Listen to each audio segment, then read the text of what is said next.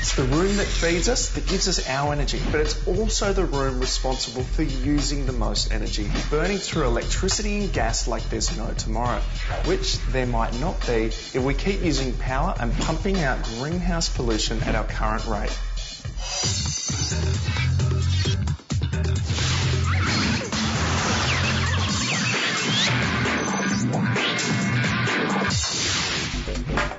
The more power you use, the more greenhouse pollution power companies pump out to make it.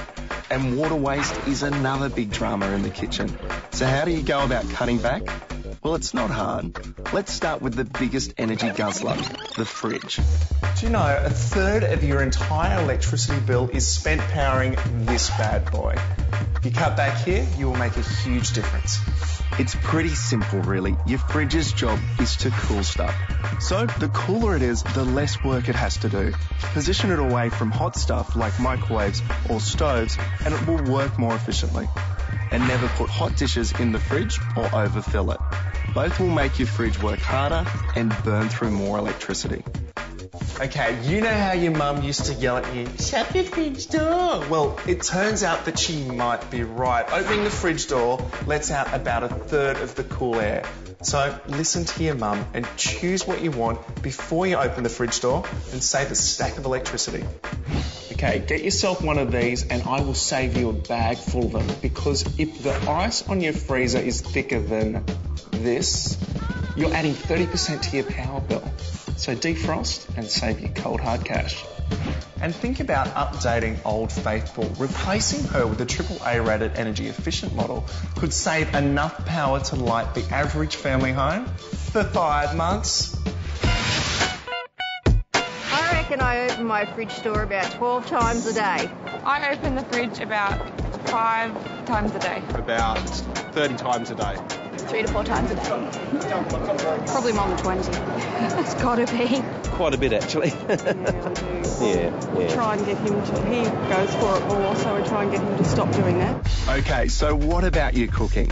You might be lousy at it, but you can at least be good at saving energy while you do it.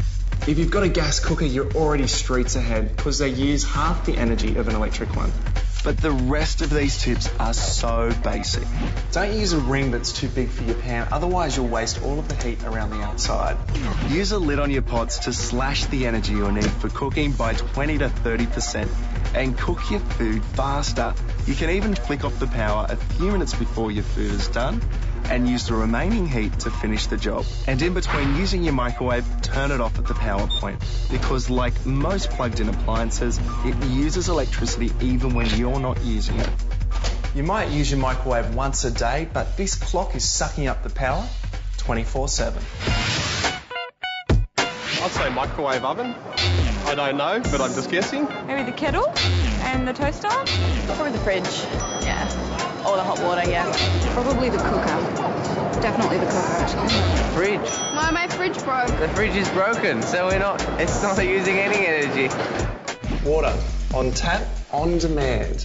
And most of us take that for granted. We rinse our veggies, we rinse our plates, our hands. But every time we leave the tap running, remember, that's pure, clean drinking water being wasted down the drain. Barely used, let alone dirty. One of these costs a couple of bucks and can save the cost of wasted water for you and the planet. And while we're here, oil belongs in the bin, not in the sink. So stop and think before you tip your frying pan or salad dressing in the sink. Now, what about the hand wash versus the dishwasher? Water-wise, the dishwasher can be more efficient, as long as you do a full load each time you use it. So use it full and use it less often.